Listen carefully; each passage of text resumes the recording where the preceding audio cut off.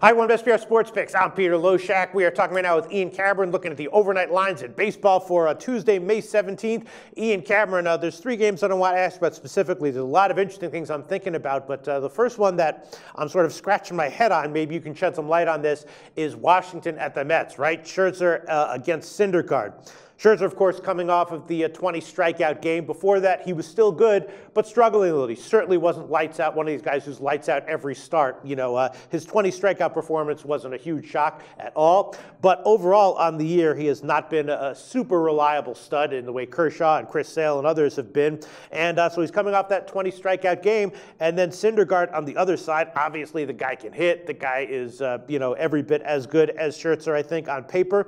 There is some issues with Syndergaard had some tests done on his elbow a couple weeks ago that turned out to be nothing, but it's a little bit concerning, slightly concerning that they had those tests done in the first place. But I'm just wondering if this might not be a spot to fade Washington, fade Scherzer coming off of the 20 strikeout game and take the Mets as a very small home favorite. What do you think? You know what? That angle, fading the guy that's coming off just such an incredible start like Max Scherzer, is something that I definitely look at doing from time to time, and especially with a guy like Max Scherzer, who before that start, I think I had talked about him in a past video recently this season where, his swing strike rate down a little bit, his walks are up slightly, his strike rate overall down slightly. So to me, a guy that isn't quite pitching as the way he did really in the first half of last season. That's when Max Scherzer was really dominant.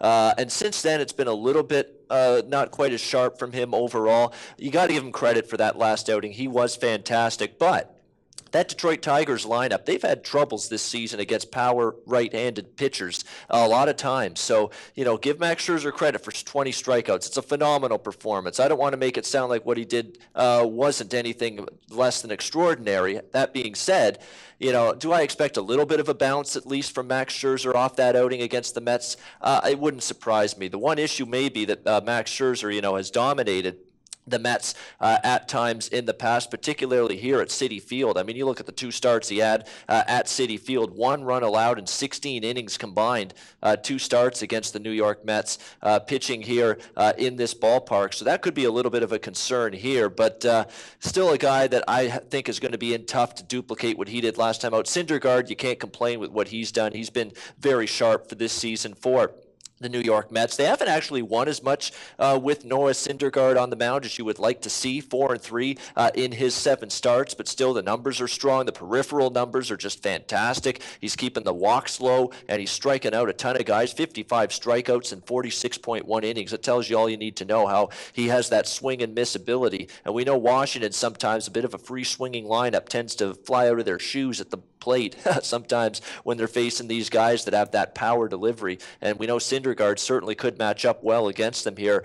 I would lean to the Mets. I know it's scary with Scherzer off that dominant outing. Still have concerns. I think that could be more of a one-off than the sign of Scherzer dominance moving forward. So I would lean a little bit to the Mets in this one. Yeah, I don't think it's that scary, especially considering the line that you're getting. It's about minus 115 to minus 120 market wide. And then there's 2 road favorites that I want to ask about. I'm leaning towards them. They're kind of obvious plays. We'll see if you give the opinion that you think they might be traps and I should be careful, or if you think they're just solid plays and go with them. The first one is the Cubs at Milwaukee, right? I don't have to get into the numbers here. Milwaukee's been terrible this year as a bet. The Cubs have been great. I'll give some numbers, though. On the year, the Cubs plus 16.5% ROI.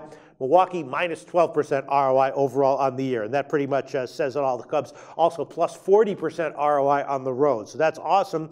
And the Cubs are a road favorite here, opening line of about minus 165. And so if you're looking for a reason not to take the Cubs, you look at starting pitching, you're not going to find it, right? Chase Anderson starting for Milwaukee. He's been absolutely hittable all year long, very vulnerable, at times crushable. The Cubs obviously have a lineup that can take advantage of that if he's vulnerable here again.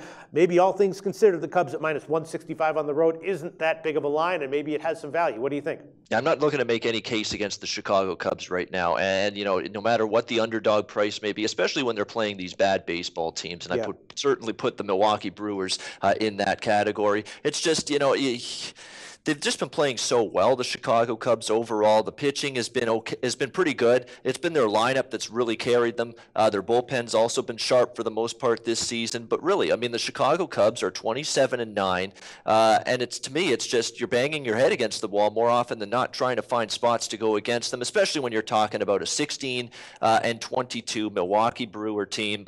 And a team that even at home at Miller Park, 10-11, one game below 500 at home. And you look at the Cubs; they've had no problem winning away from Wrigley Field. 13-3 road record for the Chicago Cubs this season. And Chase Anderson's a bet against pitcher for me, plain and simple. We've talked about him in previous videos. You look at his numbers; just not very good. 6.11 ERA, 13 walks, 27 strikeouts, 30 runs allowed on 45 hits in 35.1 innings of work. So not very good. You know, even at home, it's been worse for him, believe it or not, at Miller Park. 7.42 ERA for Anderson in the 3 home starts, 12 runs on 21 hits and 13.1 innings, 4 home runs allowed at Miller Park, facing a Cubs lineup that has been hitting mediocre to bad pitching most of the season. This could be a recipe for disaster here for Chase Anderson in this one. I'm not overly all that high on Kyle Hendricks, to be honest with you, Pete. That would be the one concern I have here in this particular game, but he has been better in his last 3 starts. He had a little bit of a up and down start to the year, but last 3 starts he's shown signs of putting it together.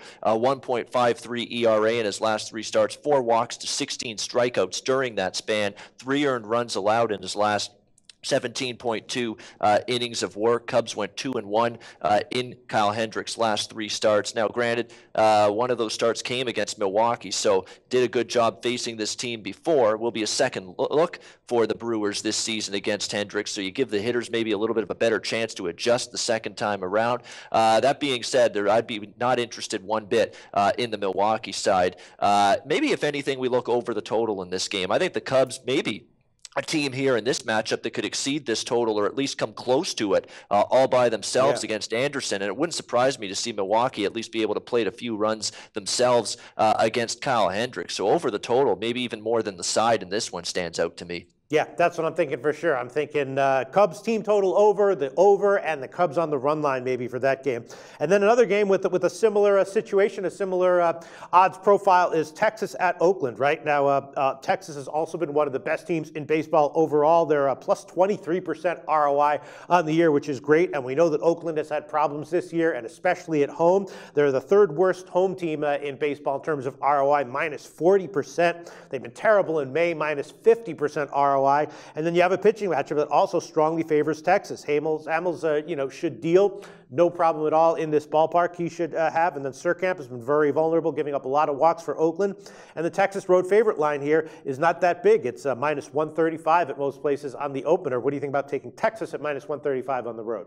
Texas, to me, a team that, how about the little events that went with Texas yesterday against the Toronto Blue Jays? Yeah, just going to fire them up. They're going to beat up every team like that maybe, right?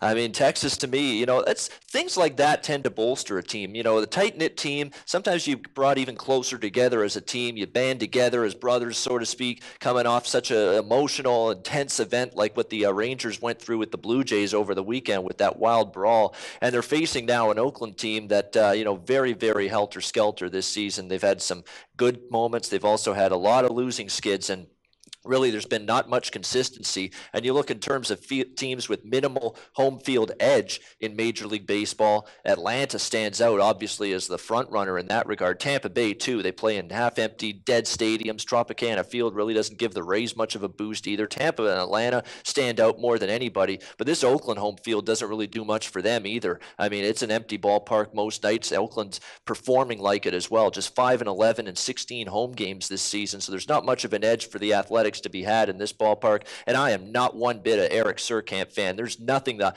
I like about his delivery that impresses me one bit. I mean, Eric Surkamp is a hittable guy. 16 runs on 29 hits allowed in 22 innings of work. 6.55 ERA for him overall. I mean, just really woeful numbers. More walks than strikeouts. 14 walks, 12 strikeouts on the season for Eric Surkamp. Not a guy that impresses me one bit. Nothing at all that stands out to me as a guy that I'd want to be supporting moving forward. And even at home, he's had one home start. Oakland did not win that home start. You look at the way the Texas Rangers have been hitting the ball specifically lately. They do match up better against lefties. That's their preferred side from the plate, facing the left-handed pitchers. It's proven in their stats as well. 280-16 batting average for Texas against lefties, 5.24 runs per game. So I think they should be able to hit Surkamp here. And on the flip side, Cole Hamels, a little bit of a tricky outing last time out against the White Sox. Home runs were a bit of a problem for him. 5 runs allowed on 9 hits and 5.2 innings of work against the White Sox, but he's got a pretty good chance to bounce back here, I think, against this light-hitting Oakland team.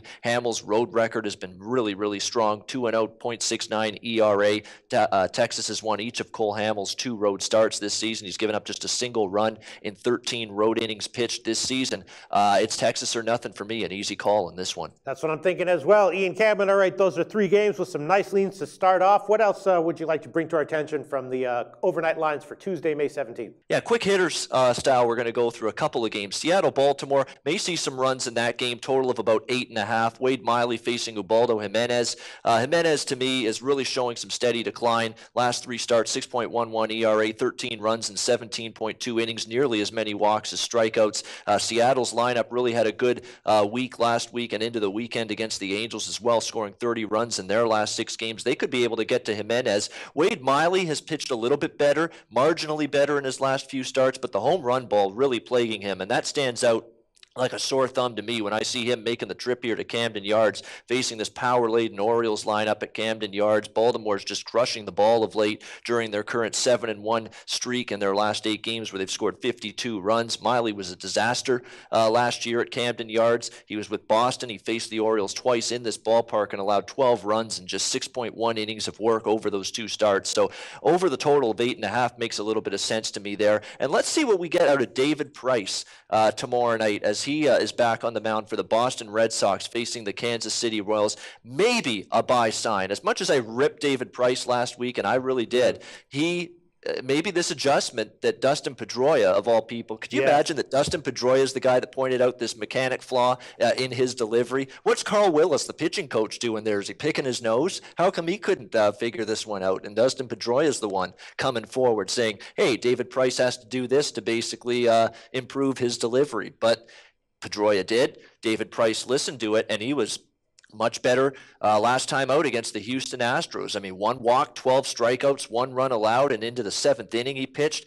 He was just fantastic in that outing. So let's see if David Price can build on that. Was it as simple as a little tweak in his delivery, a little tweak in his mechanics, and now he's back on track? We're about to find out. But I'll tell you one thing right now, Peter. I'm not stepping in front of the Boston Red Sox right now. It's a team that's on a roll. They're red hot. Their lineup is mashing the baseball up and down, 1 through 9 in that order.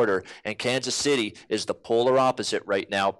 They can't hit their way out of a wet paper bag. Not Kendrys Morales, not Alex Gordon, not Sal Perez. There's nobody on this lineup that's doing anything for them at the plate. None. 0. The only guy right now that's doing anything is Eric Hosmer. He's about the only guy that's hitting at a consistent, reasonable level for Kansas City. This offense is putrid right now. Boston's isn't. If Price can show that the last start against Houston was not just a blip on the radar, the Red Sox should be in position to get another victory on Tuesday night. Okay, sounds good. You know, on today's card, the Monday card, there's not a whole lot that I'm liking. On the Tuesday card, I'm feeling like there's like 10 or 12 bets that I'm going to be liking a lot for tomorrow. Thanks so much for your thoughts, Ian.